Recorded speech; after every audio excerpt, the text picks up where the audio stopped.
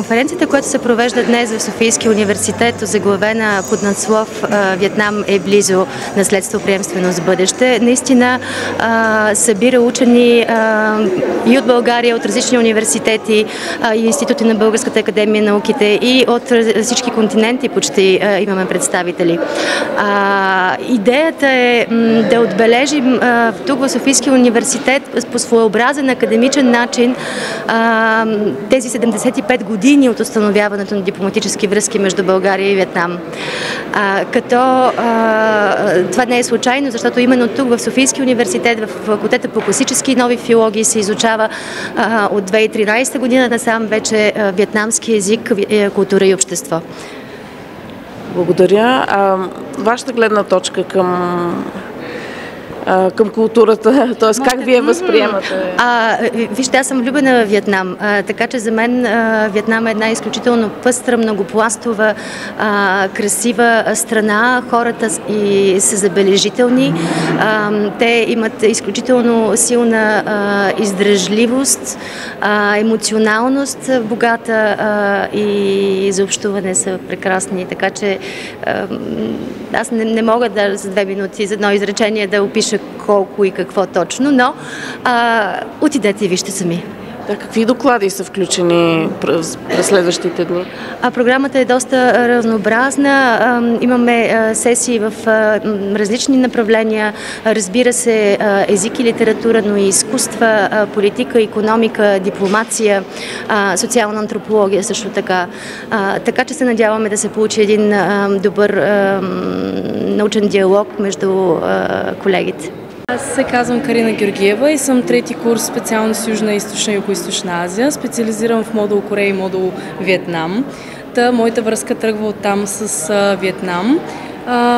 За мен това е една нова любов в живота ми, тъй като благодарение на специалността си успях да открия красотата на Азия, не само в най-известните страни, но на всяко кътче, и Виетнам е едно от тях. И съм страшно впечатлена от тази държава и културно и исторически погледнато и във всякакви аспекти.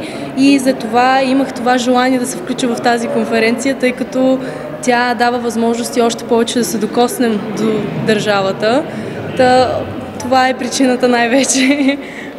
Кажете ни за хубавата рокля, в която сте, какви символи има? Това е традиционен аозай, се казва дрехата. Това е женска дреха, която, както виждате, е от леки материали.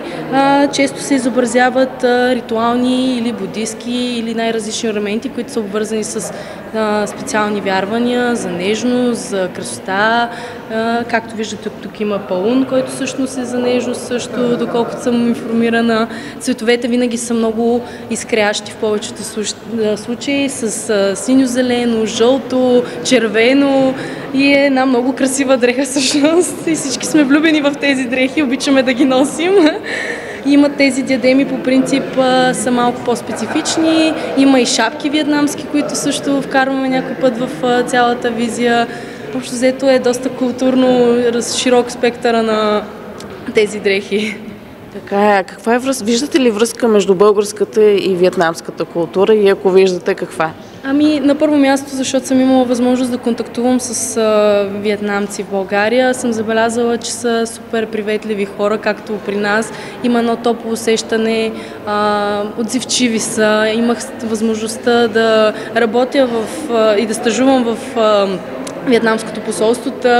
Останала съм с много добро впечатление от тях, като култура и като хора, и имам все още доста време да изучавам все повече и повече в това отношение и ще се радвам да виждам все по-хубави неща в това отношение.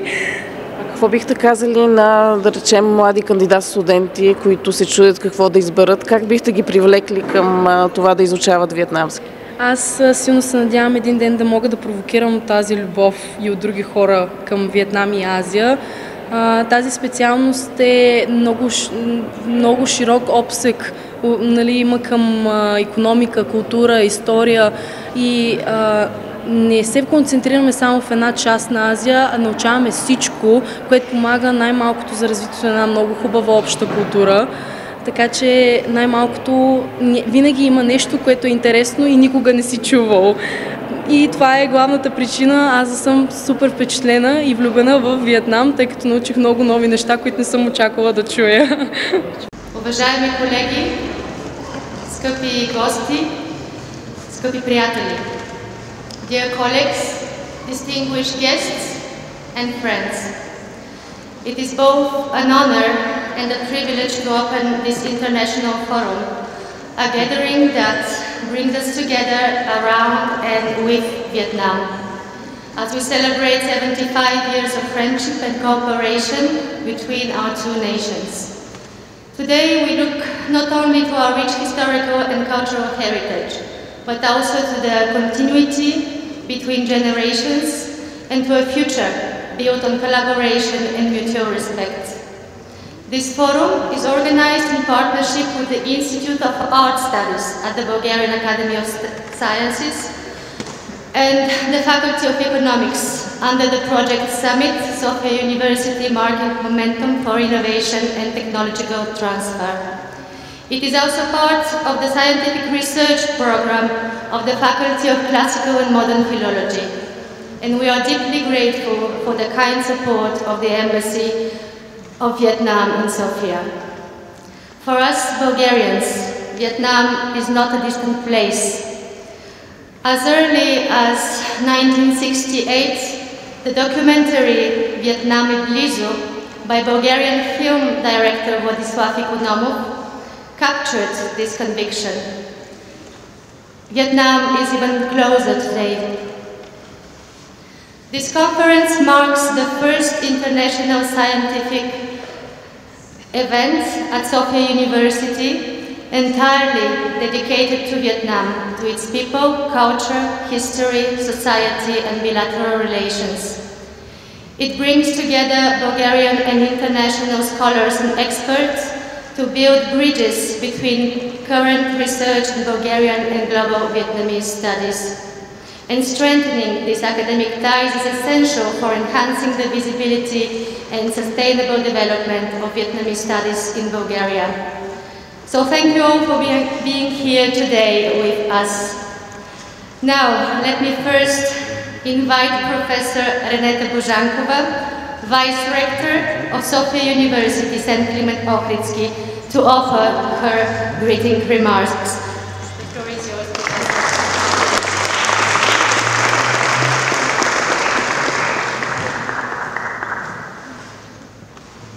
Добър вечер, уважаеми колеги и гости. Dear colleagues, Your Excellency, dear professors, dear students and guests, on behalf of the Rector of Sofia University, St. Clement Ohridsky, Professor Georgi Vocev, and myself, it is a distinguished honor to welcome you to the opening of the International Academic Conference, Vietnam Up Close Heritage Continuity Future. This event marks the 75 years of diplomatic relations between Bulgaria and Vietnam, reaffirms our university's commitment to fostering intercultural dialogue and advancing scholarly exchange. Organized by the program Southeast and Southeast Asia at the Faculty of Classical and Modern Philology, in collaboration with the Institute of Studies at the Bulgarian Academy of Sciences and the Faculty of Economics and Business Administration in Sofia University, the conference brings together distinguished researchers from across disciplines and continents. Their contributions illuminate the richness of Vietnamese cultural heritage, its contemporary transformations, and its global resonances. We are confident that this forum will deepen humanistic inquiry, strengthen international academic partnership, and expand the intellectual horizons of modern university education. We wish you all inspiring discussions, fruitful collaborations, and enduring scholarly connections. Thank you very much, and I wish you success. Thank you.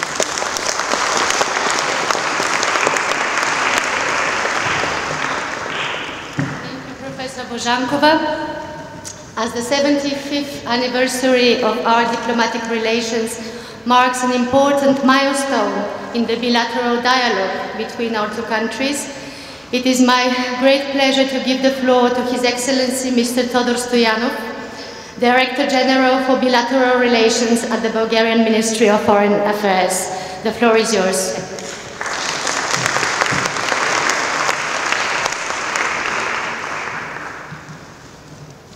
Добър вечер на всички. Good evening. Dear Professor Božankova, Your Excellency, Dear Ambassador Buen Thi Minh Buen. I hope that I pronounced well. Huh? Dear colleagues from the Ministry of Foreign Affairs, students, ladies and gentlemen. It's an honor for me to address all of you on behalf of the Ministry of Foreign Affairs, the international conference entitled Vietnam Up Close, Heritage, Continuity, Future, and to extend a warm welcome to all participants. Let me congratulate the organizers, the Sofia University, with which the Ministry of Foreign Affairs enjoys a long and fruitful collaboration. Give my best regards also to Director, to Professor Volchev, on behalf of the Minister of Foreign Affairs, Mr. Georgiev, for bringing this event to life and for providing a platform to share ideas, to celebrate achievements and to foster connections. Bulgaria has long-standing and friendly relations with the countries of Asia. Together we engage in wide-ranging cooperation and have an active economic and cultural exchange. We count many of them as our trusted partners in the region. With some, our partnership has progressed to the strategic level, including most recently with Vietnam. Dear friends, as was just already mentioned, we celebrate this year very special anniversaries. First, we mark 75 years of diplomatic relations with the Socialist Republic of Vietnam, and then we have also 35 years of diplomatic ties with the Republic of Korea. The anniversaries call for special initiatives to celebrate the enduring bridges and friendship and beneficial interaction that connect our countries. Against this backdrop, earlier this year, Sofia University launched an essay competition in the humanities and social sciences on the general theme of Bulgarian-Asia. Held under the patronage of the Minister of Foreign Affairs of the Republic of Bulgaria and open to students of all disciplines and institutions of higher education in Bulgaria, the initiative aims to showcase their knowledge, writing skills, creativity, and critical thinking on the prospects for encouraging the ties between Bulgaria and Asia and raising mutual awareness. The focus this year is on the two countries with which we have milestone anniversaries, namely Vietnam and the Republic of Korea. I hope that the essay reflection on what connects Bulgaria and Asia may serve as an impetus for the students to consider the prospect of joining the diplomatic service. The Ministry of Foreign Affairs provides the opportunity to get acquainted with the work through internships, for which I would encourage you to apply. Later this evening, 6 of the entrants to the essay competition will have their efforts recognized in a special awards ceremony. Let me conclude by sharing my confidence that the next couple of days will bring intellectual joy, meaningful engagement, and appreciation of the themes of the conference. I wish you a stimulating and fruitful intellectual exchange that leads to the new research collaborations and that deepens our understanding of the rich cultural heritage of Vietnam and its enduring ties with Bulgaria. Enjoy our lovely capital, Sofia, and hospitality of the organizers from the Sofia University. Thank you very much for your kind attention.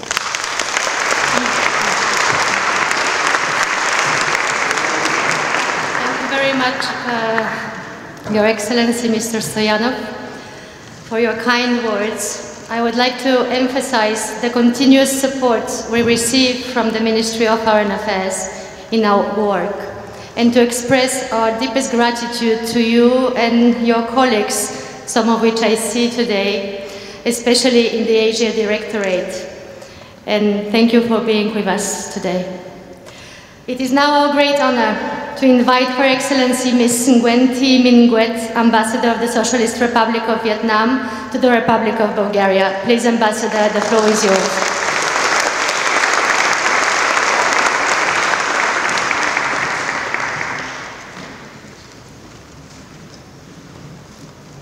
Good evening. Please allow me to speak in my language, because this conference for Vietnam. Kính thưa giáo sư Renita Voca, Phó Hiệu trưởng Trường đại học Sofia, kính thưa ông Todo Stoyanov, Tổng vụ trưởng quan hệ song phương Bộ Ngoại giao, thưa các giáo sư, các nhà khoa học, các giảng viên và sinh viên thân mến. Trước hết, tôi xin gửi tới quý vị lời chào trân trọng và lời cảm ơn chân thành vì sự hiện diện của đông đảo quý vị tại hội thảo hôm nay. Đại học Sofia là một trong những đại học danh tiếng và lâu đời ở châu Âu, là biểu tượng tinh hoa của nền giáo dục Bulgaria và cũng là nơi đào tạo nhiều trí thức và chuyên gia cho Việt Nam. Đặc biệt, nhà trường đã đưa vào giảng dạy bộ môn Việt Nam học từ nhiều năm nay, góp phần quan trọng trong việc gìn giữ, vun đắp và không ngừng củng cố tình hữu nghị Việt Nam-Bulgaria. Thưa các quý vị, Việt Nam là một đất nước có lịch sử dựng nước và giữ nước liên tục suốt hàng nghìn năm. Trong dòng tròn ấy, dân tộc Việt Nam đã không ngừng khẳng định bản lĩnh, một bản lĩnh được tôi luyện qua thử thách, được nuôi dưỡng bởi khát vọng độc lập, tự do và phát triển. Trải qua chiến tranh gian khó, đất nước chúng tôi hôm nay đang trên hành trình xây dựng một xã hội thịnh vượng, công bằng, nhân văn, nơi mỗi người dân đều có cơ hội phát triển, nơi tri thức và sáng tạo trở thành động lực trung tâm của tương lai. Tôi được biết, đây là hội thảo quốc tế lớn nhất về Việt Nam từng được tổ chức tại Bulgaria từ trước tới nay.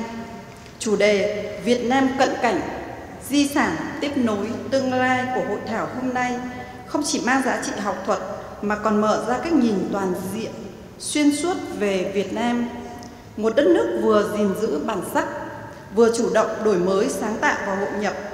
Hội thảo hôm nay không chỉ bàn về lịch sử, văn hóa, nghệ thuật mà còn hướng đến những vấn đề có tầm chiến lược, ngoại giao, kinh tế, chính trị, xã hội và con đường phát triển bền vững của Việt Nam trong thế kỷ 21.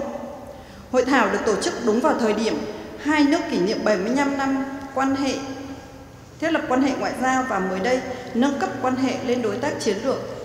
Chỉ cách đây chưa đầy một tháng, cũng tại hội trường này, Tổng Bí thư Ban chấp hành Trung ương Đảng Cộng sản Việt Nam Tô Lâm đã có bài phát biểu chính sách quan trọng trong khuôn khổ chuyến thăm chính thức Bulgaria theo lời mời của Tổng thống Rumen Radev.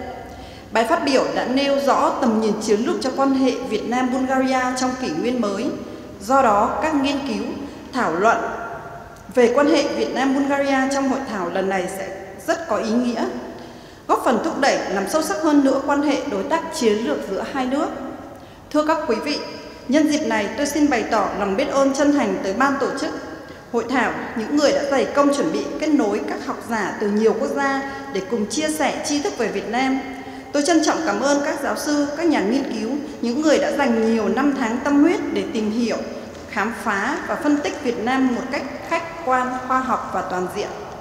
Những công trình nghiên cứu ấy không chỉ giúp thế giới hiểu rõ hơn về Việt Nam, một đất nước đang đổi mới mạnh mẽ, đang hòa mình vào dòng chảy toàn cầu, mà còn giúp chính chúng tôi nhìn lại mình, nhận diện rõ hơn những giá trị cốt lõi và thách thức trên con đường phát triển.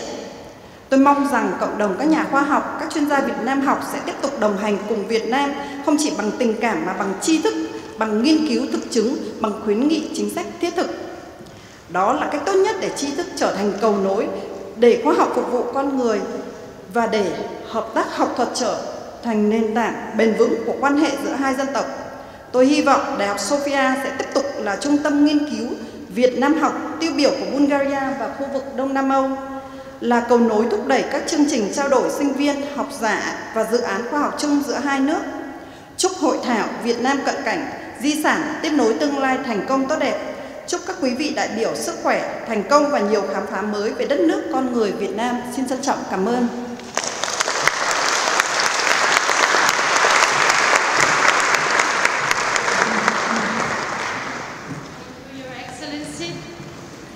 The Vietnamese Embassy and the Vietnamese community here in Sofia is a long-lasting friend of the Center of Eastern Languages and Cultures at Sofia University. Our valued partner in research on Vietnam since 2015 has been the Institute of Art Studies at the Bulgarian Academy of Science. Please, Professor Ioana Spasova-Dikova, Director of the Institute, the floor is yours.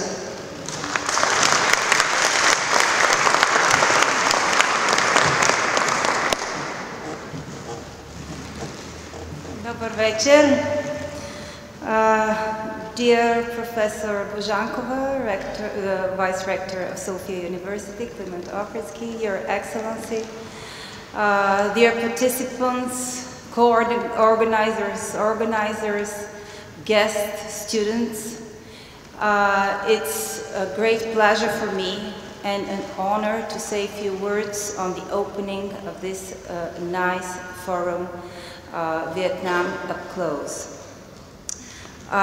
It is a joy and pride for us from the Institute of Art Studies in the Bulgarian Academy of Sciences to be co-organizers. It is not only a pleasure, but it is an honor. Here the participation of the Institute of Art Studies marks the idea of diversity of all forms in culture and in arts. Also, it's very nice that there will be participants with their papers here, which show the development of our relationship. It's great that this forum is provided towards the 75 years of diplomatic relationships between Vietnam and Bulgaria. And it is really for all of us great forum. Today we are opening not just a scientific forum, but a space for live communication between generations, traditions, languages, and cultures. It is of particular importance that the conference now is here in this great place, the Sofia University Aula. A significant university must be here in this fine atmosphere of knowledge where we are all in this moment. Hundreds of Vietnamese students have studied here in Bulgaria. That's the reason for Bulgarians, Vietnam is really much closer than far. Also, many of our scholars and students were also visiting Vietnam. So we are co-learning among the two cultures all the time and throughout all the years. Today, in the spirit of globalness, and there is the idea of sustainable development. One of the marks for sustainable development, this is the cultural diversity. This is the culture and the knowledge as fundamental pillars of sustainability. The conference is a vivid example of how science, arts, and humanities can be engines of development and spiritual uplift. In one of his poems, the contemporary Vietnamese poet Phan Nhan Hao, he said, "I walk on bridges connecting to alien shores. This image most accurately expresses the spirit of our common mission. This mission is science to do bridges, perhaps the bravest bridges and the bravest thing that man can build. Through it, we go beyond borders and differences, beyond languages, times, narratives. We step on multidisciplinary shores. We transfer not only knowledge, but also experience, aesthetic values, stories, human destinies, through arts, music, theater, cinema, architecture, through all the human culture. I believe that every scientific text, every discussion, every conference builds precisely such common bridges along which humanity moves towards deeper understandings and reciprocity.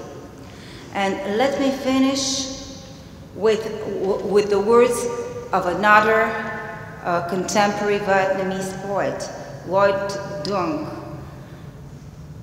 As for those who adore friendship, as friends we are,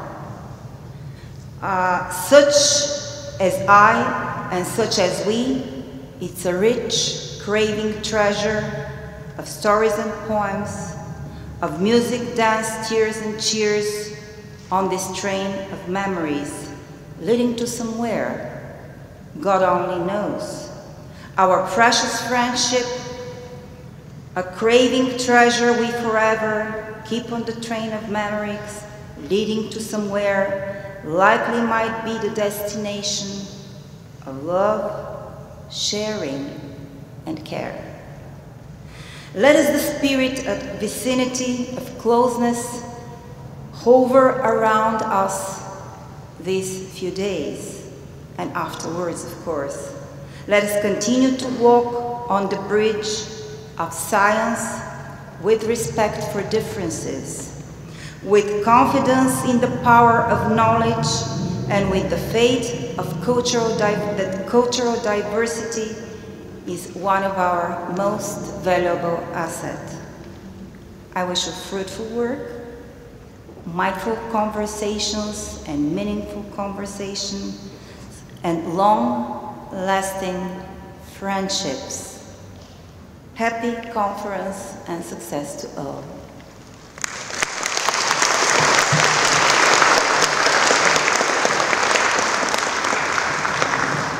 Thank you, Professor Spasova Dikova, for making this immersion into the Vietnamese poetry. Your words are inspiring. I am now truly delighted that this year we have found like-minded friends at the Faculty of Economics and Business Administration, which also maintains active, meaningful connections with the remarkable Vietnam. It is my pleasure to give the floor to Associate Professor Dr. Atanas Georgiev, Dean of the Faculty of Economics. The floor is yours, Professor.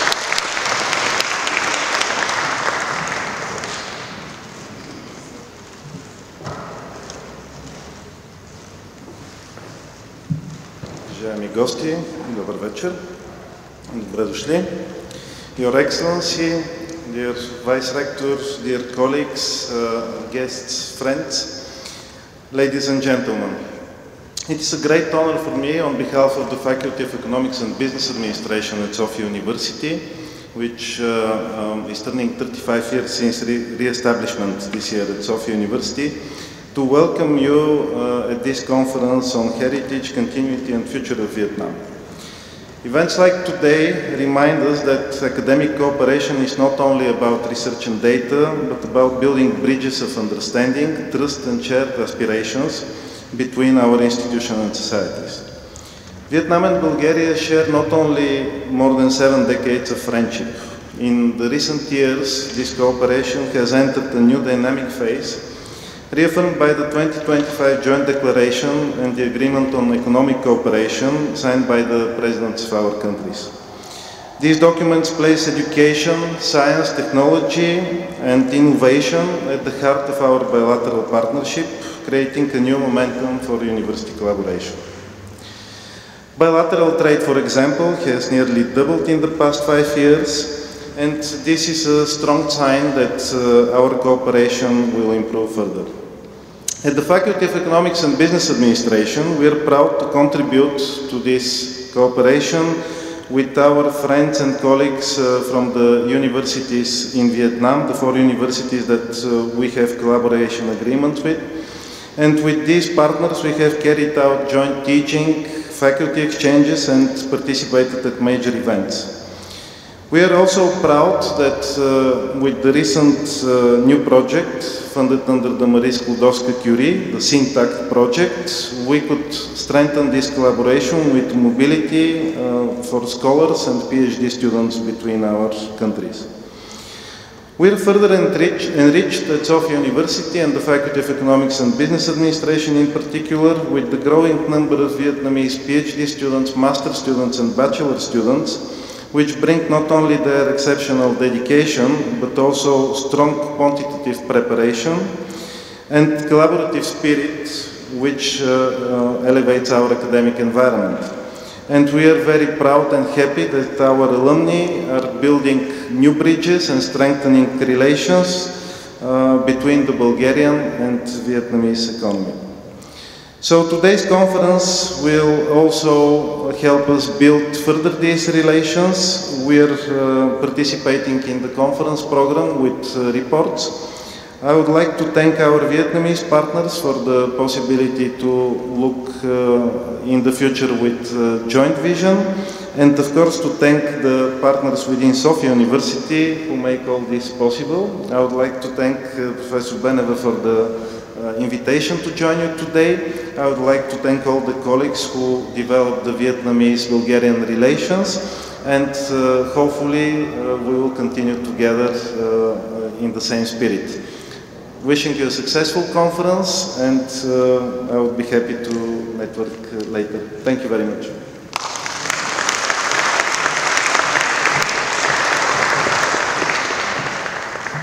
Thank you, Professor Georgiev. I am confident that moving forward, we will continue to discover common directions and develop meaningful joint initiatives. Such collaboration is truly invaluable. The development of Vietnamese studies at Sofia University, though still in its early stages, would not have been possible without the vision and support of the leadership of the Faculty of Classical and Modern Philology, the only place in Bulgaria where the Vietnamese language and culture are studied and taught. At this point, I'm honored to give the floor to Professor Dr. Peter Mułów, Vice Dean of the Faculty of Classical and Modern Philology. Please, Professor, you have the floor.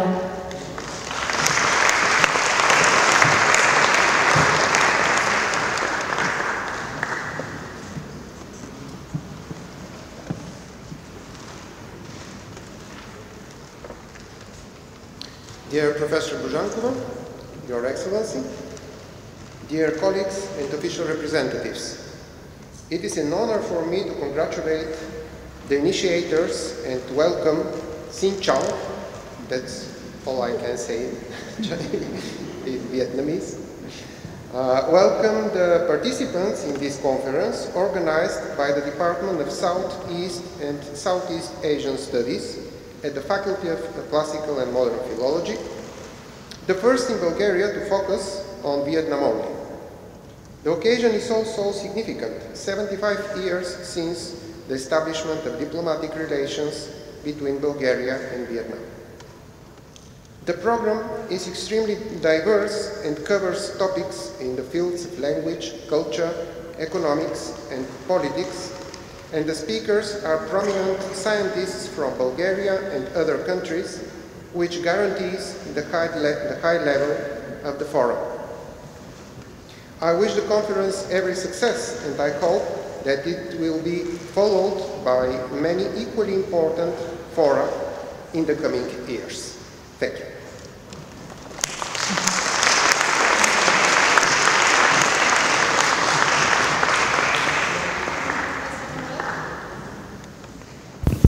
Actually, please do stay with us on the stage, and I also like to warmly invite once again His Excellency Mr. Todor Stoyanov, Director General for Bilateral Relations at the Bulgarian Ministry of Foreign Affairs, to join together with Professor Molov and present the awards together to the distinguished participants of the initiative we launched earlier this year, as was mentioned before. So this year, on the initiative of the faculty, a national essay competition entitled Bulgaria and Asia was launched, held under the patronage of the Minister of Foreign Affairs of Bulgaria. The two countries in focus were mentioned. These are 35 years of relationship with the Republic of Korea and 75 years of relationship with Vietnam. Perhaps it is no coincidence that these two countries come together in this context. Korea and Vietnam share a dynamic partnership and numerous parallels in history, in their history and culture. So just a few words about the thematic focus of the competition. We called it Bridges of Friendship and Cooperation. We received essays not only from students at Sofia University, but also from Trache University, Schumann University, and even from the medical faculty of Burgas University. I can assure you the jury had a very difficult task in selecting the winners in the two categories. So the awards and certificates are generously provided primarily by the Ministry of Foreign Affairs, as well as by Sofia University and the embassies of Korea and Vietnam and Bulgaria. And now, in the category Bulgaria and South Korea, Bridges of Friendship and Cooperation, third place, Božidara Цветанова Димитрова. Please. Božidara. Sofia University, third-year student from International Relations Department. Her essay is entitled Bulgaria and South Korea, a bridge between two cultures through diplomacy and society.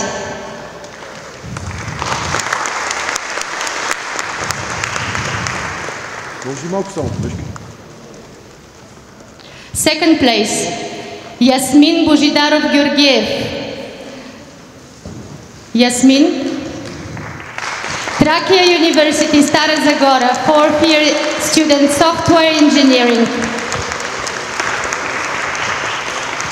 Essay title, The Role of Young People in Building Intercultural Understanding and Comparative View of Educational Systems and Paths for Cooperation.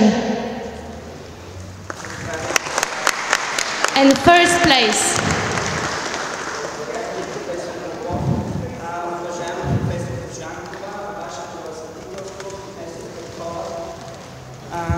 Също уважаеми господин декан, доцент Георгиев, скъпи академични преподаватели, драги гости, уважаеми колеги, искам изключително да ви благодаря за тази инициатива, че успявате за поредна година да предизвикате нашето вдъхновение и да съставяте такъв тип конкурсни процедури, които провокират нашето вдъхновение, нашата мисъл, анализ.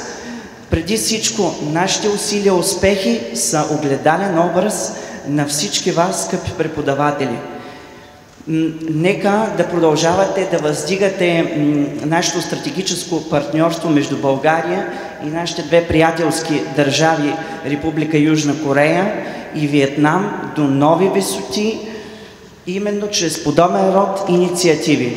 Изключително ви благодаря за вниманието, за оказаната чест да връчите именно нашите награди в старта на тази международна конференция. Желая ви в следващите 2 дни успешен форум, ползотворни идеи и много бъдещи успехи.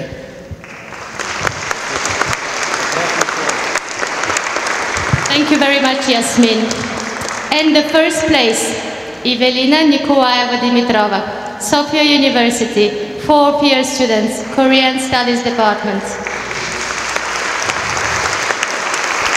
Essay title, a little bit long, but cultural images and symbols in Bulgaria and South Korea, traditions, identity, and contemporary interpretations, rhythmic diversity in Korean and Bulgarian folklore, origins, current state, parallels, and emerging trends. Congratulations, Evelina.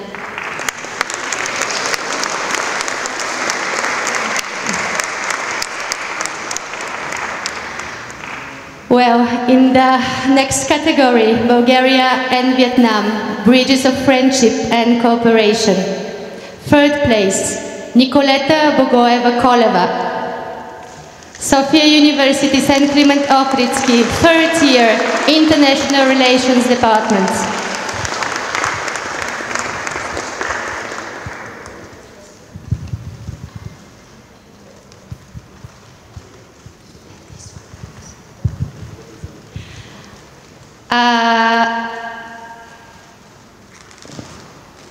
The essay title is The Role of Cultural and Public Diplomacy in Building Friendship and Sustainable Cooperation between Bulgaria and Vietnam. Second place, Radina Dimitrova-Pelova. Sofia University, second year student, International Relations Department. This one.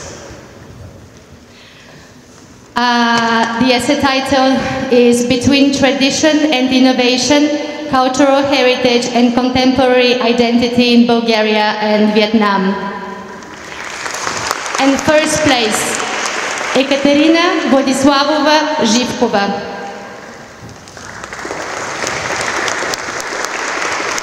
Sofia University, first year PhD student, in sociology. Essay title, Cultural Bridges Through Migration, Integration of the Vietnamese Community in Bulgaria, first place.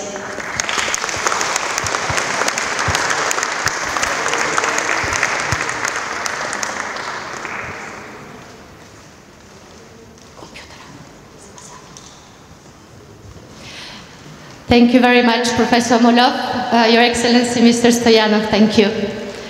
So it is now time for the most important part of our program, the opening plenary session of this forum.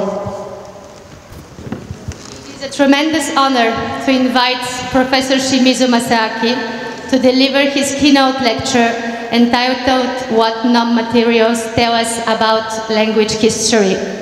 Most of us know well his work, a specialist in historical linguistics and the rare connoisseur of classical Vietnamese and classical Chinese.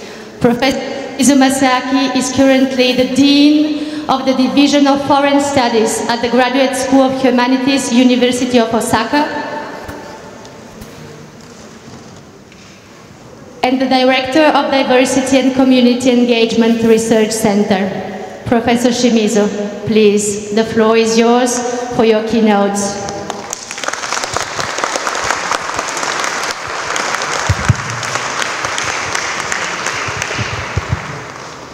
Hello everyone. First, let me express my sincere gratitude to the distinguished professor at Sofia University, to Professor Rainal Beneva and the organizing committees of this conference for giving me this valuable opportunity. My name is Masaaki Shimizu. I'm from the University of Osaka, Japan. Today, I would like to talk about a subject I'm very passionate about. That is, what non-materials can tell us about language history. We often think of writing systems as simple tools for recording the languages.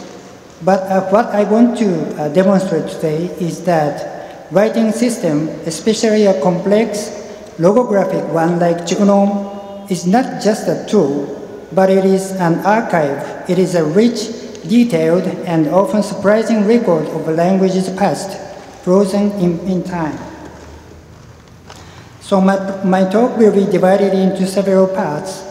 In introduction, first I would like to discuss the value of non-materials in historical linguistics, moving beyond their most obvious uses. Second, I briefly define Jugnong in its historical context and discuss the oldest known evidence. Third, we will discuss the classification of nom characters based on their creation principles. Then we will explore what it means to read nom, highlighting the diachronic variation in the script itself.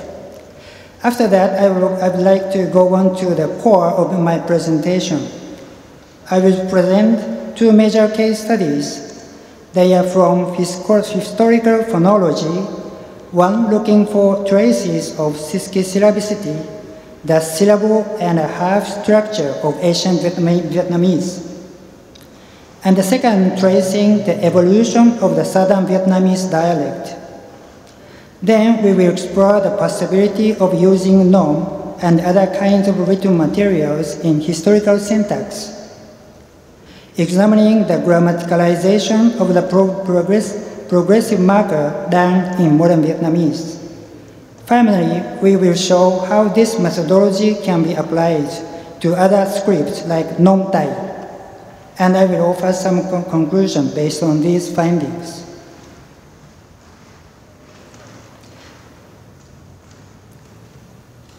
To begin, I'd like to frame our discussion with a quote from Professor Chan Chi Doi, 2022 work.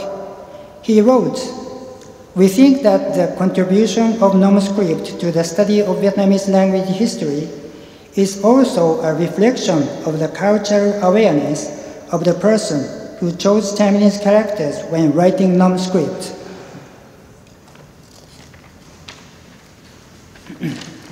This is a key insight. We are not just looking at phonological record, we are looking at the cognitive process of the scribes. We are reverse engineering their cultural awareness, their own intuitive, analytical understanding of their language sound system. As Chachizo unfortunately notes, this area has received little attention in Vietnam, despite its promise. So let us begin with the basic. What is chữ nom? For centuries, the official script of Vietnamese court was chữ Hán, the classical Chinese. However, chữ Hán was not designed to write the vernacular Vietnamese language. To solve this, Vietnamese scholars created chữ nom. Characters that were created from Chinese characters or their components based on the Sino-Vietnamese or chữ nom readings, to transcribe all kinds of Vietnamese vocabulary. This system was used for hundreds of years until it was eventually replaced by chữ quốc ngữ, the Latin-based alphabet in use today. The oldest currently known evidence is the Ho Tien Son inscription, erected in 1342, which used nom character to record specific Vietnamese numerals and names. And this is an image of the Ho Tien Son inscription. By the 15th century, however, we see full scale of nom literary works like the Quran Thita of Nguyen Chai, and the critically, for our purposes, bilingual Buddhist sutras. This brings us to our first major, technical section. How were these characters actually formed? We can divide nom characters into four main categories. First one is a phonetic luang called zata. A Chinese character is borrowed purely for its sounds. For example, the word mo. Second is the phonetic and semantic compounds called hintai. The most common method combines a semantic radical with a phonetic component, like the case of ko, meaning grass. And the third one is the phonetic compounds called hoi-am. This creative category combines two phonetic components to approximate the Vietnamese word. And the fourth one is a semantic compound called hoi-i, combines two or more semantic components, like the case of joy. The hoi-am type is especially important. For example, in the 14th century sutra, the word nhớ, expressing the word to remember, reconstructed as knyo as a Proto-Vietic, is written with kha nhữ. The word man, meaning to hear, reconstructed as jaman, is written with sa'man. The word zan for snake, reconstructed as pusain, is written with patan. Please keep this Hoyam type in mind. This is the smoking gun for our later chronological analysis. This classification is not static. If we analyze the distribution of these types chronologically, a fascinating trend emerges. The phonetic-semantic compound called Hintain type grows from 0% in the 14th century to over 41% by the 18th century and becomes the majority type, 52% by the 19th century.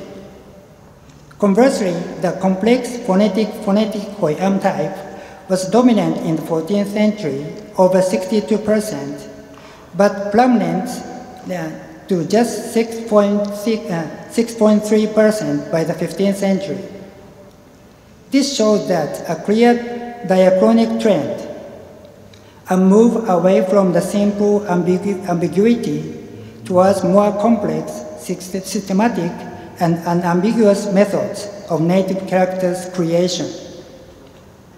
As for the sounds, the disyllabic structure becomes monosyllabic after the 15th century. This table demonstrates the scribe's sophistication.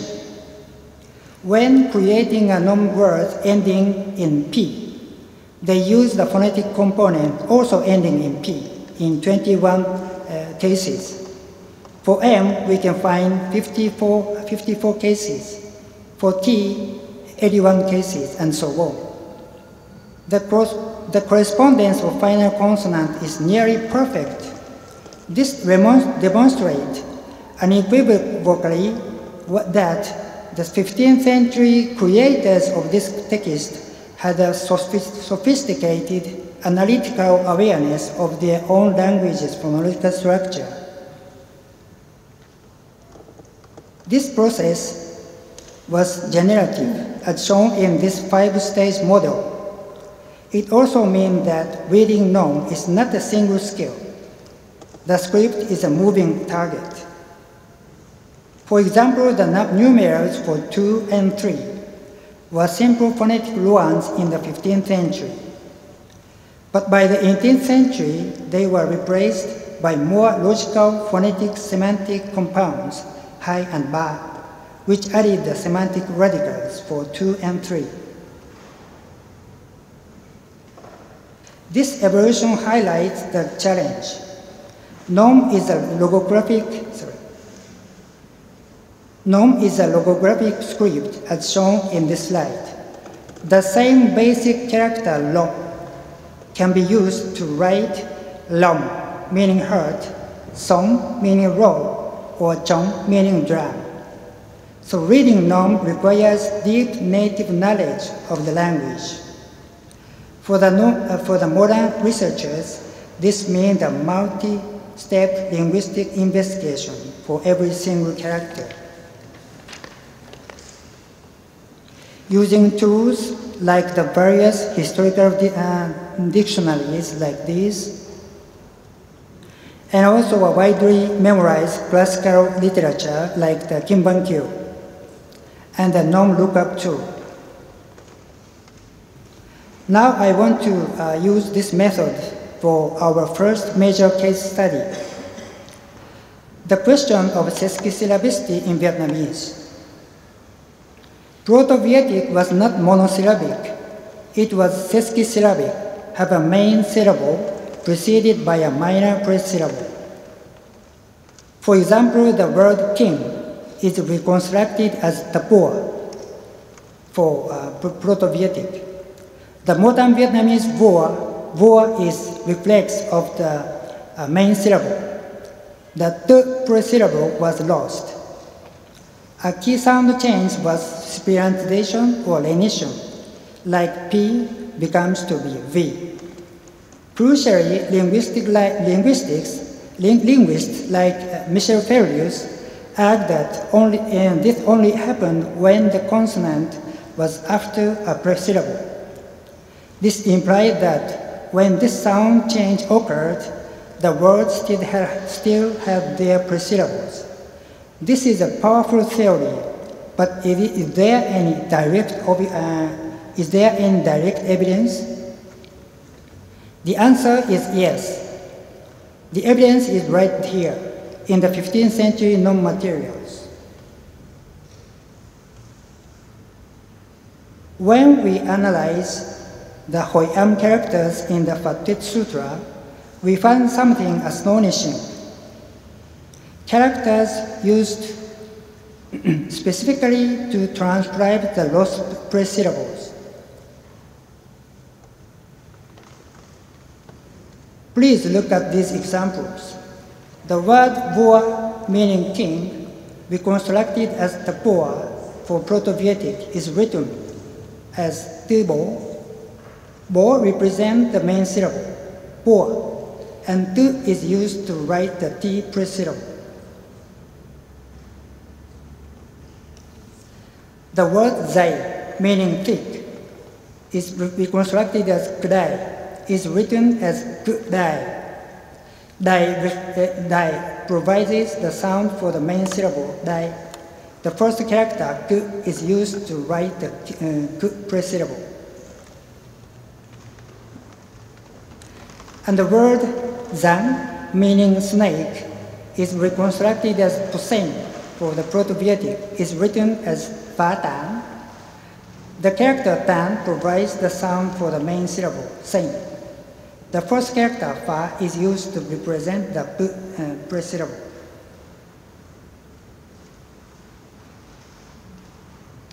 So this is direct written proofs of the 13th to 15th century scribe who created this character still perceived these presyllables. The manuscript captures a perfect snapshot of the Vietnamese language in the middle of this evolution from sesquisyllabic to monosyllabic. This methodology is not limited to the 13th to 15th century. Let's look at the 19th century southern non-materials such as Phật Thuyết Thiên Địa Bát Dương Kinh and Lục Văn Tiên Truyện. A key feature of southern dialect is the merger of the final dental and vela consonants. In northern Vietnamese, the final N and T are distinct from the final NG and K. But in the southern Vietnamese, this distinction was lost.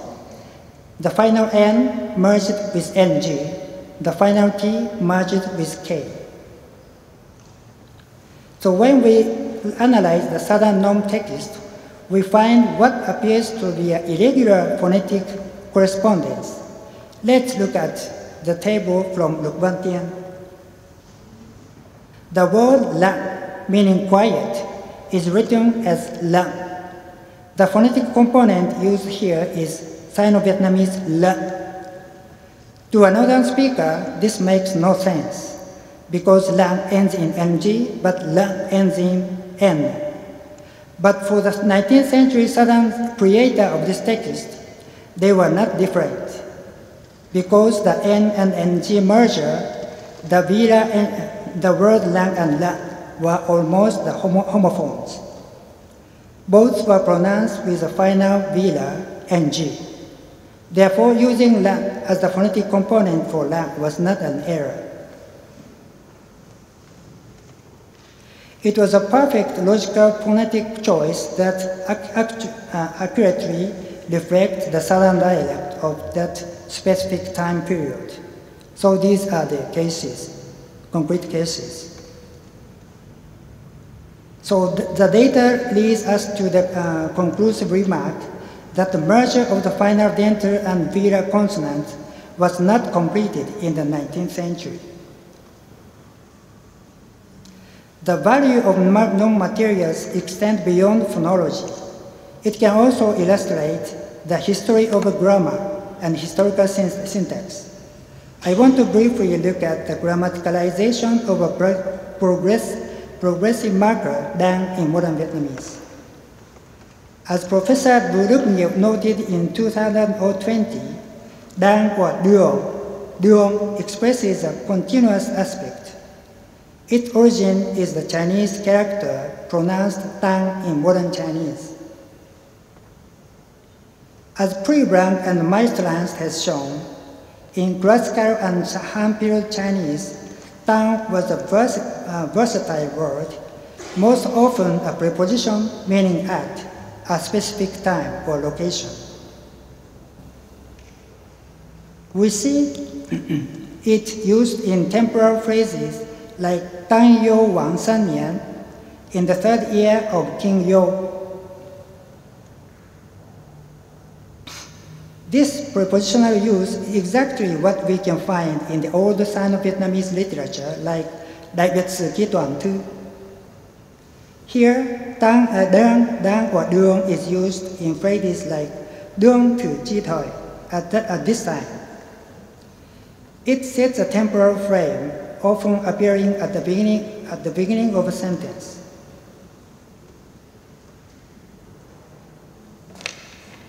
Now let's look at the earliest Vietnamese text. In the 15th century and 18th century, Phật Thuyết Sutra, the noun character for duong is mostly used to transcribe the Chinese characters expressing should or will, a modal future-oriented meaning. But by the 1651, in the work Phép Giảng 8 Ngày by Alexandre de Bode, we see a critical shift. The word dang appears 19 times. It is still used in the temporal phrases like dang 40 ngày, in those 50 days. But most importantly, we see it appearing inside the clause, right before the verb.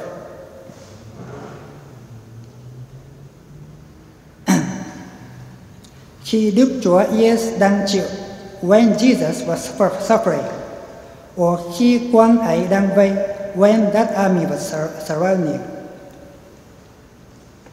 So this is a classic case of grammaticalization.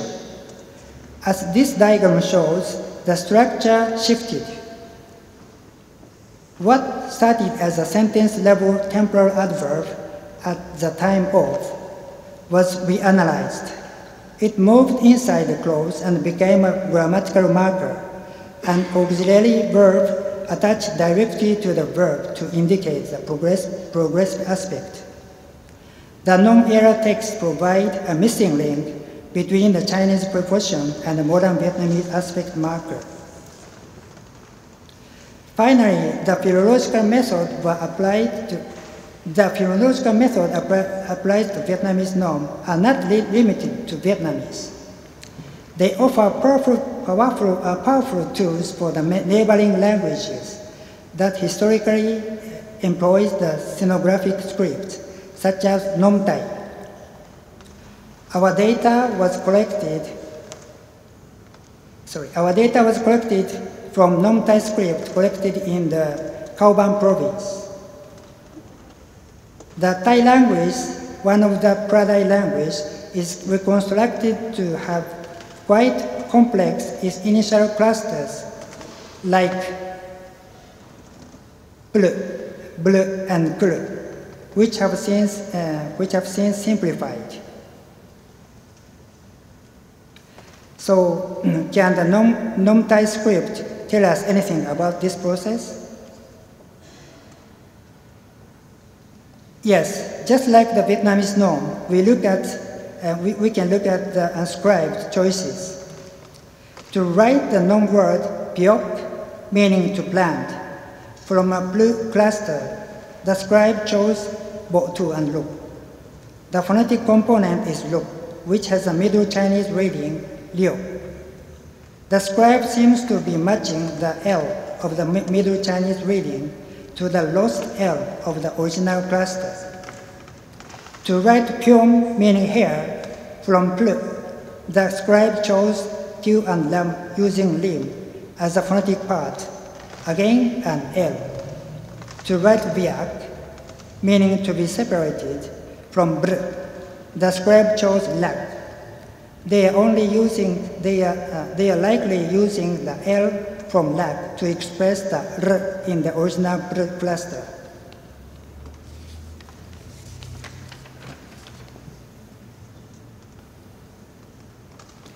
So this shows that when the scribes were creating these characters, they were aware of the lost consonant in the cluster.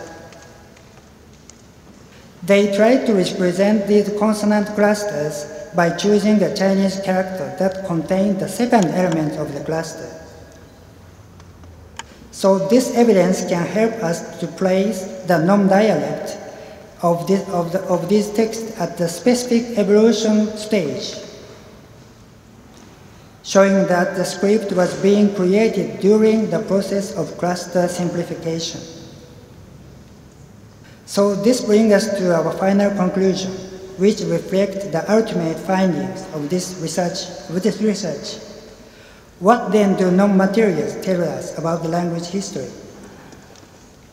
First, they provide direct textual evidence for linguistic states that were until now largely theoretical. Second, they act as a precise real-time record of linguistic change in progress.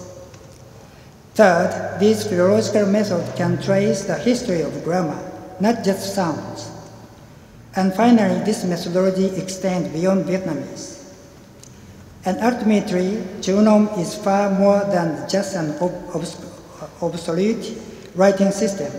It is a rich, detailed, and essential archive of the history of the Vietnamese language and its neighbors, one that we're only just beginning to be appreciated. To conclude this talk, I would like to point out a great potential of applying the wonderful tradition of classical philology at Sophia University to Vietnamese philology. As I have demonstrated today, the philological methods used in the historical study of Vietnamese and the minority languages of Vietnam are still in their nascent stages. It is clear that the esteemed methods of classical philology, of which Sophia University is so proud, will surely make a significant contribution to the historical study of Vietnamese language. In particular, a knowledge of classical Chinese and Sanskrit is extremely important. I believe that in the near future, the tradition of classical philology at this university will greatly contribute to the development of historical research on Vietnamese and minority languages of Vietnam. Thank you so much for your kind attention.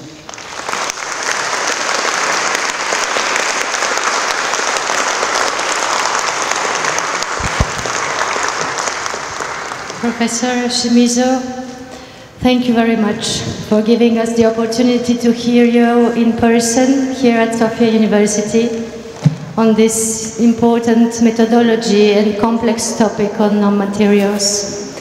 I am sure that many questions will arise from the audience, but we will have the chance and the pleasure of addressing them to you a bit later over a glass of wine, if I may propose so. Before we will officially conclude this session, we have one more presentation. It is entitled Bridges of Compassion, Buddhist and Humanist Dialogues between Vietnam and Bulgaria, and will be delivered by Professor Galina Ruseva-Sokolova, a specialist in religious studies and Indology studies. Professor Sokolova is the head of African and Indo-Pacific Studies, under which the Vietnamese language and culture program is hosted. The truth is, without her vision and that of the late Professor Alexander Fedotov, Southeast Asia and Vietnam in particular would not have found its rightful place in our alma mater. Professor Sokolova, the floor is yours. Thank you. Okay. distinguished colleagues, dear friends, it's really a great honor to address you today in my native Bulgaria, in this wonderful, beautiful, beautiful hall of our beloved alma mater, on this first of its scale and kind academic forum dedicated to Vietnam. Of course, I will start by thanking the organizers, and in particular Dr. Beneva and also our young colleague Diana Ivanova. I don't know if she's around, but yes, there she is. And, but first and foremost, let's give a hand to the students who participated in all of this, in particular the students of the Southeast and Southeast Asia program. So.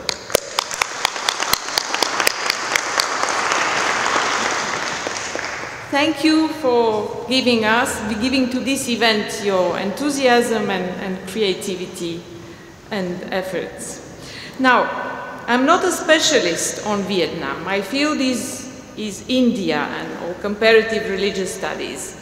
So this will not be a proper academic communication, but rather the outcome of a reflection, or you could call it a meditation in a way, an effort to dig out and to bring to light hidden connections that can serve, possibly, as a foundation for future dialogues.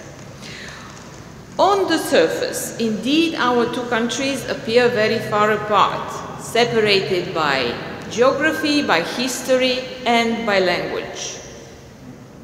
But when we look more deeply, we discover a series of bridges, historical encounters, shared questions of human existence, and above all, cultural values that resonate across continents.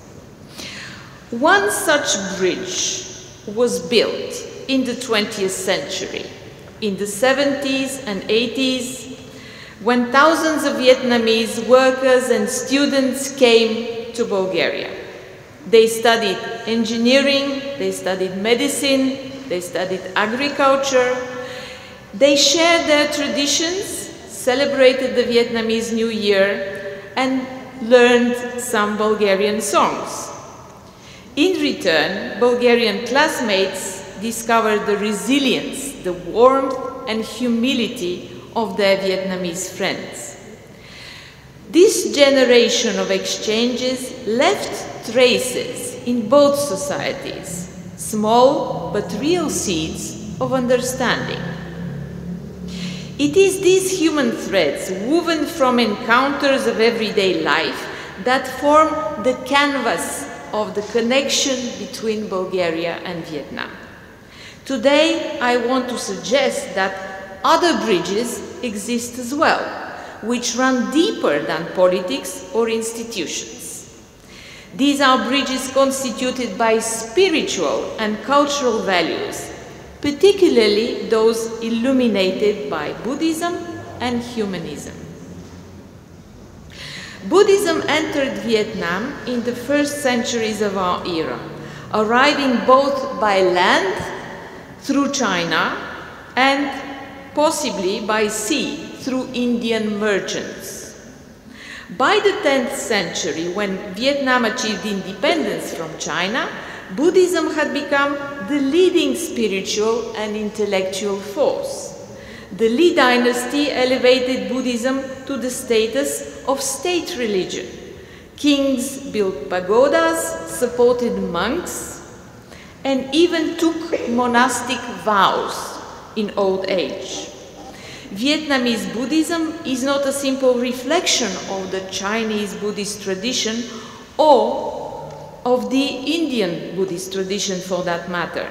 It has grown through interaction with local beliefs, with Confucian social philosophy, and with Taoist metaphysics.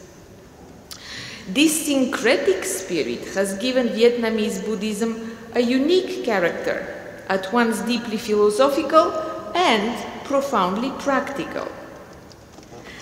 The Zen or Tien schools flourished, emphasizing meditation and direct insight into the nature of reality.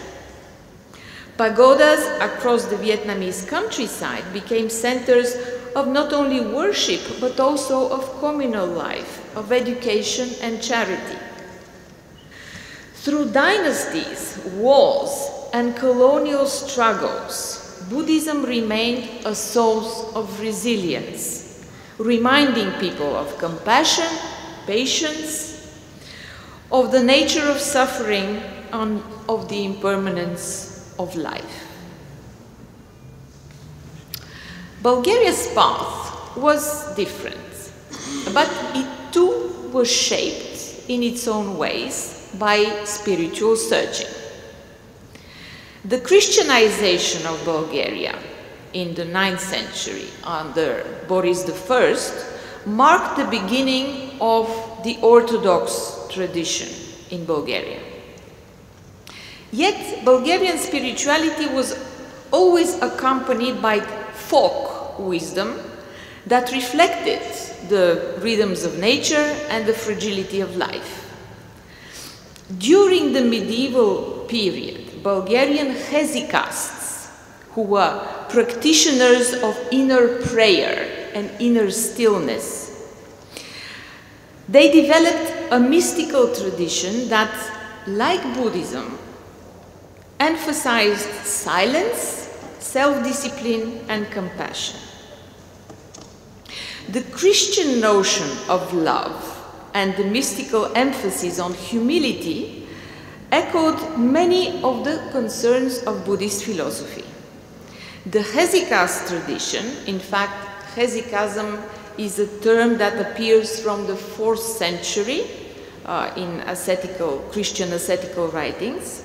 So the hesychast tradition may well have been influenced directly or indirectly by Buddhist practices. The central technique, which is traceable back to at least the 13th century, revolves around the practice of the Jesus prayer. So the Jesus prayer, which is repeated rhythmically with regulated breath and regulated heartbeats. And that sounds similar to mantra meditation and the practice of the mindfulness of the breath. Theoria, which is described as the second stage in the hesychast practice, is usually translated as illumination or vision. And theoria in this context signifies an inward direct perception of God through intellectual and spiritual focus on the divine truth, on the divine nature, and the divine scripture.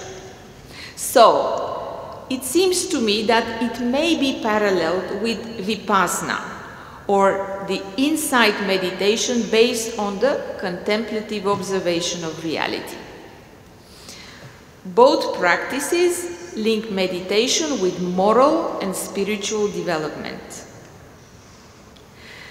In the 19th century, during the national revival, Bulgarian intellectuals were fascinated by the wider world of Asian philosophy. Some translations of Buddhist and Hindu texts circulated in educated circles. In the 20th century, especially in the years between the two world wars, movements such as the Theosophical movement and the nascent comparative philosophy stimulated interest in Buddhism as an alternative worldview. Thinkers like the philosopher Dmitry Mikhalchev and the writer Nikolai Rainov engaged with Buddhist concepts in their reflections on epistemology, on art, ethics, and social order. Dmitry Mikhalchev's philosophy, so he was born end of 19th century and so he lived until 1967. His philosophy, and especially his objective logical realism, обективно-логически реализъм, does have some interesting resonances with Buddhist epistemology and cognition, though, of course, they arise from very different intellectual knowledges. In the case of Michalchev, it's the German neo-Kantian tradition and the phenomenological tradition. One of the emphases of Michalchev's his philosophical work is the objectivity of thought and cognition. Michalchev argues that cognition is not a subjective construction, but a direct relation between consciousness and being. Thought, for Michalchev, is a form of being. Knowledge is not an image of reality, but reality itself, apprehended in its logical structure. In Buddhist philosophy, especially Yogacara and Abhidharma, cognition or vijnana is also a central concern. The Buddhist position similarly holds that cognition is not a mere representation, but a process revealing the conditions of experience. In Yogacara, the object and subject are co-arising moments of cognition. There is no independent reality outside of cognitive activity. So, both Michalchev and Buddhist epistemologists collapse the gap between being and knowing, though they do it from opposite directions. Michalchev makes cognition real, while Buddhists make reality cognitive. Michalchev viewed truth and reason as ethical imperatives. The realization of objectivity is simultaneously the realization of human freedom and authenticity. In Buddhism, cognitive transformation or cognitive insight, prajna, is inseparable from ethical transformation, shila. Right knowledge is part of the eightfold path leading to liberation. Of course, Buddhism ultimately denies any inherent reality and grounds cognition in emptiness and interdependence. So in both systems, cognition is transformative, not merely theoretical. It leads to a new mode of being. So that was from the philosophical side. On the other hand, in the sphere of literature, Nikolai Reynov, who lived mid-19th, more or less contemporary of Michalchev, Nikolai Reynov is one of the few Bulgarian artists and thinkers whose aesthetic worldview explicitly resonates with Buddhist ideas, both thematically and structurally. His deep engagement with Oriental philosophy and symbolism, especially in his prose and in his essays on art, draws him towards a contemplative, spiritualized aesthetics that shares key elements with Buddhist aesthetics and philosophy of art. For Reynov, art is not imitation, is not entertainment, but it is a spiritual discipline, a way of revealing the inner essence of beings. In his essays, especially the one Art and Style, and also in his symbolist manifestos, he insists that the true artist is a seer who transcends the visible world and intuits its hidden spiritual order. The artist's task is not to reproduce form, but to manifest essence in a sort of movement from appearance to the absolute. In Buddhist thought, especially in Zen aesthetics and in classical Indian theory of rasa and sahridaya, artistic expression is understood as a path of insight, prajna. True art arises from awakened awareness, not from attachment to form. The artist acts without ego, allowing the nature of phenomena to express itself. So both Reinhoff and Buddhist aesthetics treat art as a form of meditative realization, a way to access the inner nature of reality. The creative act mirrors spiritual awakening, detachment from illusion, direct vision of essence, and unity of form and emptiness. Reinhoff's symbolism, heavily influenced by Eastern mysticism, conceives symbols as transparent forms, forms that point beyond themselves. In his view, symbols are not arbitrary signs, but manifestation of the invisible through the visible. They are meaningful only when the observer's consciousness transcends literal perception. Similarly, Buddhist art and aesthetics, from the early aniconic art to the later mandalas, use form as a means of transcending form.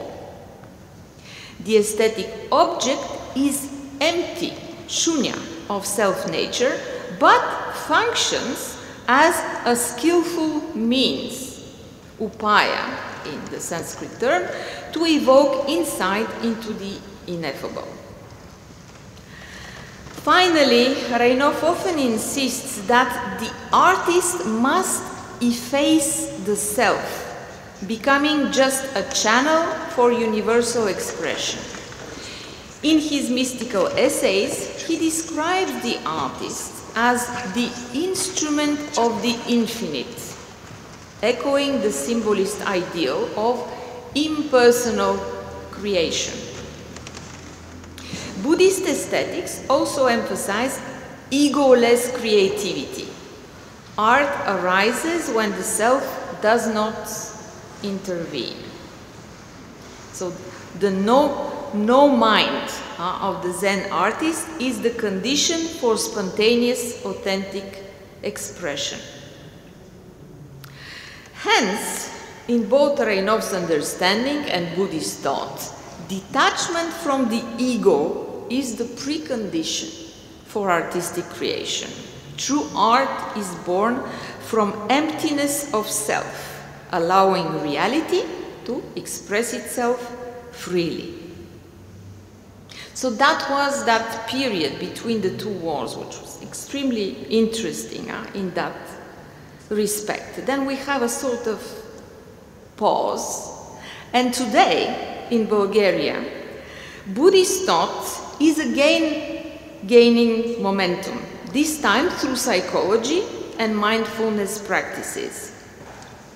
Therapists and educators borrow from Buddhist insights into attention and compassion. So in this way, the Vietnamese Buddhist heritage finds echoes presently on Bulgarian soil. So I hope I have convinced you that though distant neighbors, both Vietnam and Bulgaria have circled around similar existential questions about the nature of suffering, how we transform it, and how to live in harmony with others and with nature itself. Now, I would like to expand on 3 Buddhist concepts that resonate across Vietnamese and Bulgarian traditions: compassion, impermanence, and interbeing. First, compassion, or karuna in Sanskrit.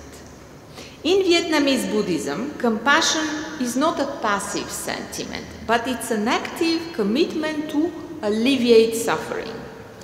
The image of the Bodhisattva Avalokiteshvara, Quan Am in Vietnamese, is perhaps the most beloved in Vietnamese temples, the figure of infinite mercy who hears the cries of the world.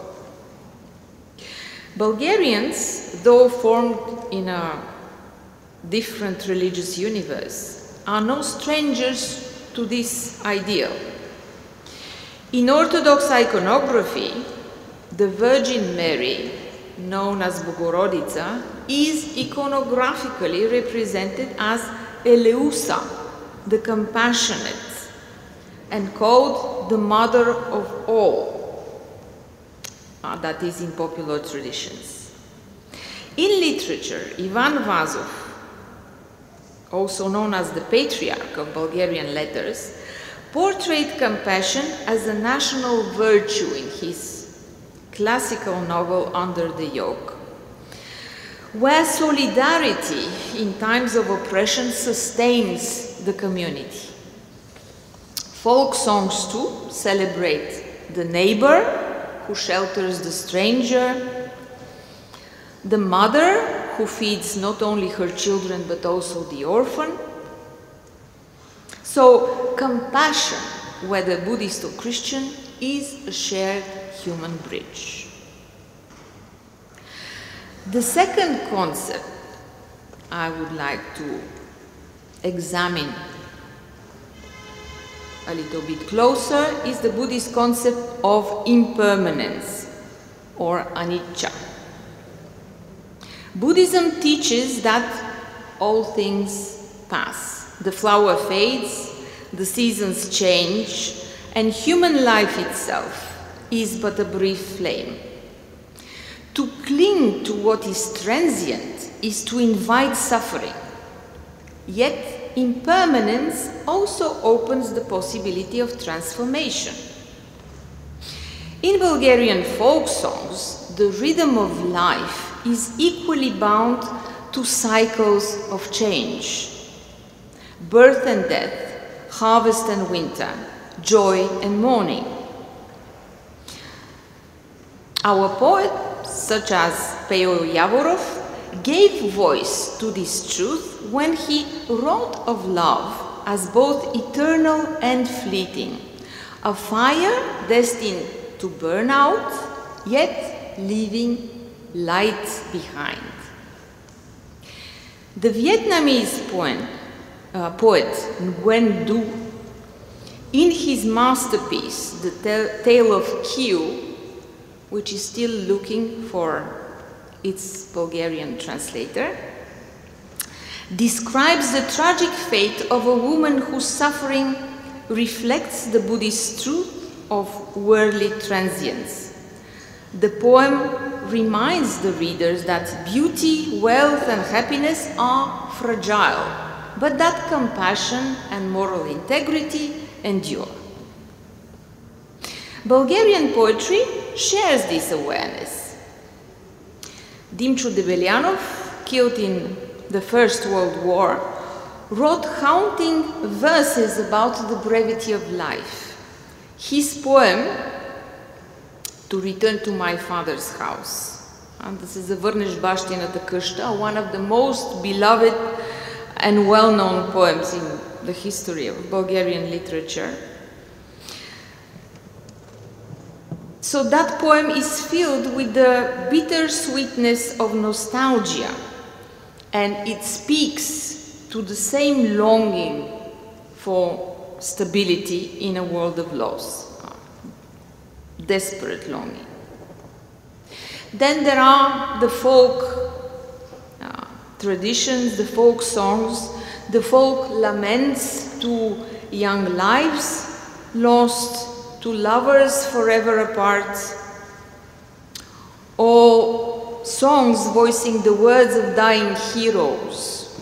All these resonate with the same rhythm of impermanence. Joy turns to grief, but grief also turns somehow back to life.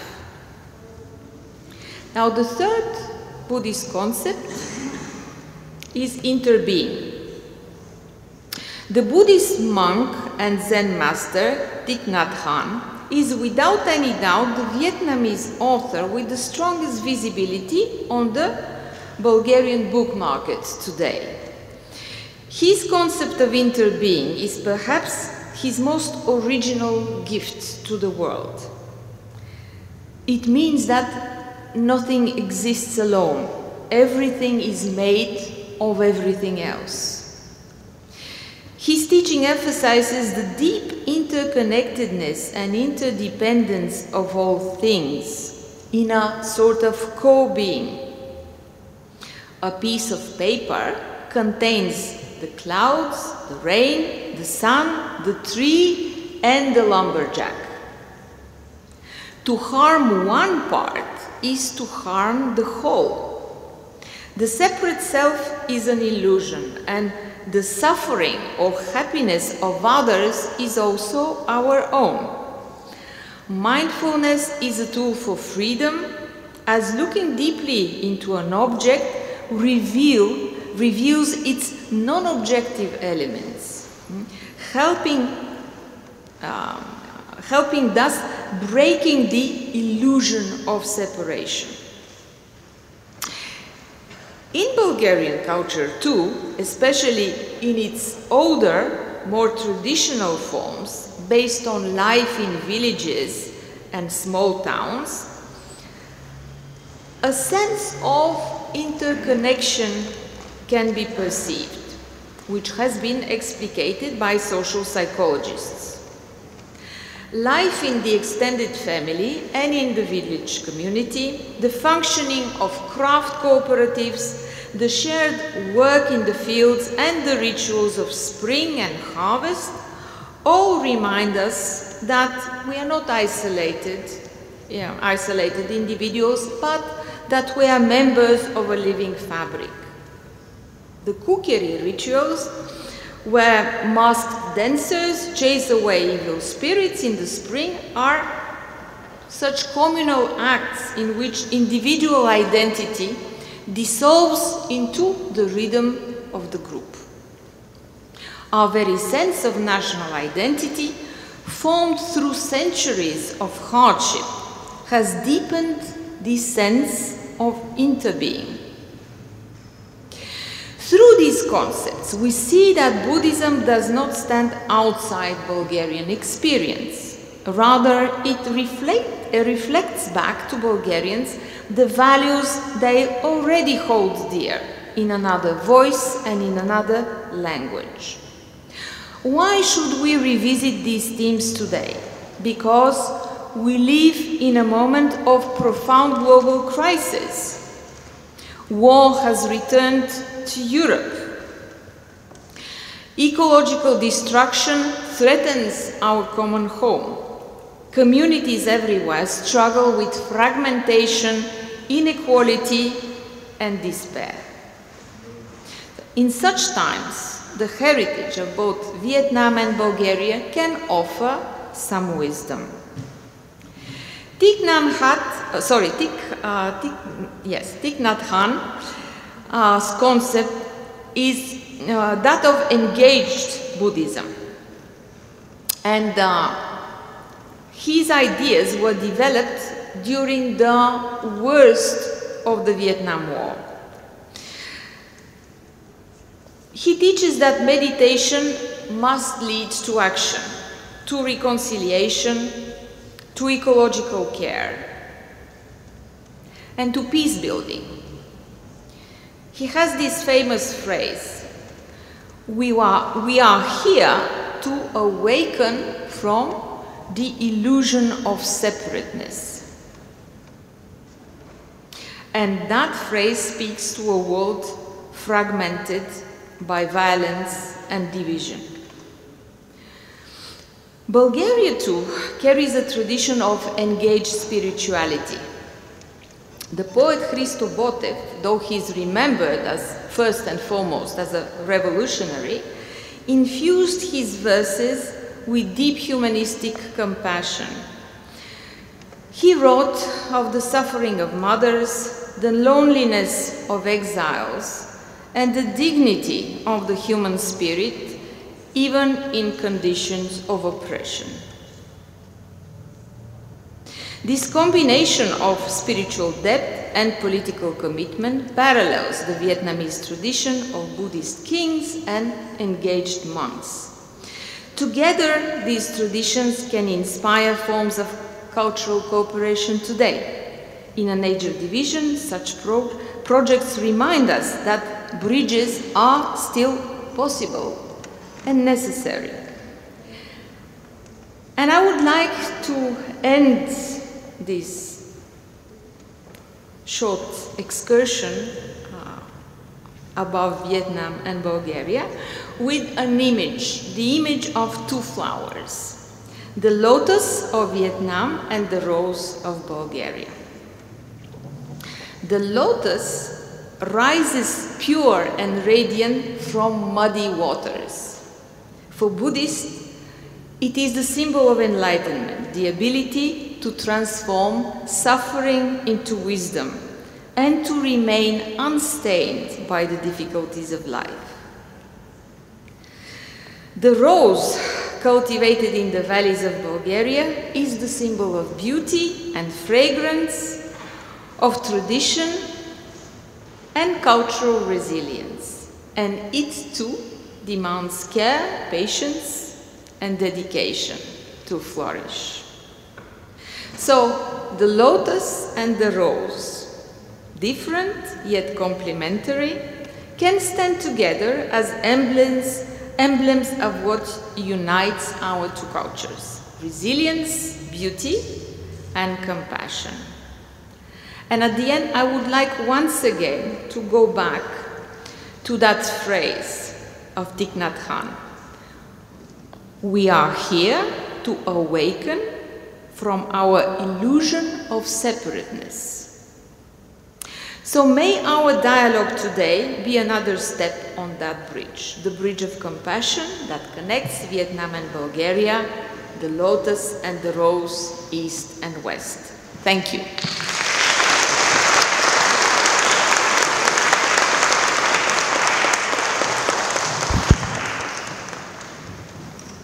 Thank you very much, Professor Sokolova. Your insights remind us once again of the vital role of the humanities and comparative studies play in building bridges between people and cultures. Thank you for sharing this thought and voyage with us. With this, allow me, dear colleagues, dear friends, dear guests, to officially close the opening plenary session. Разкажете ни вас какво ви привлече в виетнамската култура, в това да изучавате, да се интересувате? Всъщност бях от първият випуск, който завърши специалност Южна, Източна и Югоизточна Азия, и тогава, когато бях втори курс, за първи път се предложи курс по виетнамски език. След записах го, имах възможността да замина за Виетнам, което беше и нещото, което ме подтикна да развия интересите си в тази насока. Влюбих се в езика, разбрах, че всъщност единственият начин да се научи виетнамски език и да се разбере Виетнам и виетнамската култура е именно човек да замине там и да види с очите си какво представлява. Това, което ме привлече, може би най-много, бидейки там, бяха именно хората, обществото като цяло, как се отнасят хората помежду си и към чужденци, колко са гостоприемни и всякакви други фактори, аспекти на културата, като се започва от кухня, музика, изкуства, фолклорни занаяти. Прекарах там 3 години на обучение в магистратура и след това се завърнах в България, като реших да поема академичният път, да развивам интересите си в тази насока. В момента изследвам и вече докторантура, развивайки тема, свързана с Виетнам, съвременен Виетнам. Чудесно. А да ни разкажете малко и за ролята си в това събитие. Какво е да се организира такъв форум? Изобщо всичко, което може така да ни представите като и предизвикателства, но и ползите от такъв един форум. Още от началото на годината започнахме подготовката. Имахме тази идея да се развие в всъщност по-малък мащаб първоначално. После с времето успяхме да се свържим с големи имена и те бяха така добри да ни отговорят, да се ентусиазират и те от идеята да дойдат на конференция, първа конференция, вързана с Виетнам в България. Така че отне много време комуникация, отне и доста усилия да се обърне внимание на всеки, да се координира работата. Моята роля беше основно в това. Може би най-трудната част беше, когато получихме много заявки от чужбина, освен от български участници. И тук дойде трудният момент как да ги наредим в тематични панели, така че темите да си отиват на една на друга. Това също отне известно време. И все пак стигнахме до тук и мисля, че всички в момента правят комплименти, каква добра програма в крайна сметка се успява да се получи. Така че сме надъждени утре, че ще стартираме отлично с докладите. Някои са онлайн участници, нямаха възможност да дойдат до България, но измислихме и вариант все пак да има възможности за онлайн изказвания. Чудесно. Какви са панелите? Обвързани са във всякакви сфери. Разширихме хоризонта, не само хуманитарни и социални науки. Има и няколко теми, свързани с биологични изследвания. Затова привлекохме и колегите от Природно-научния музей, които са били на експедиции в Виетнам и също могат да разкажат и от работа на полето какво се случва.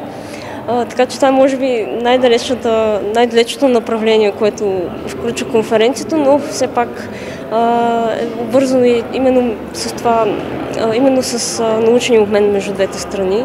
Сметнахме, че е нужно да се включат и да се отрази и тази част. Панел за древна история. Там ще се включи един от именитите американски професори Ки Тейлър, който ще разкаже изследовател на стара виетнамска история. Панели за кино, панели за изкуство, панели за съвременна история, отношения между България и Виетнам. И разбира сме моделили достатъчно място и време за теми изцяло свързани с виетнамска култура, виетнамистични изследвания и литература също. За финал ще бъде отразена и съвременна виетнамска литература. В събота е този панел. Ако може да ни разкажете първо за вашия път, как стигнахте до тук, до Софийския университет, да сте хоноруван преподавател. И второ, как се възприема виетнамската култура в България? Здравейте, приятно ми е.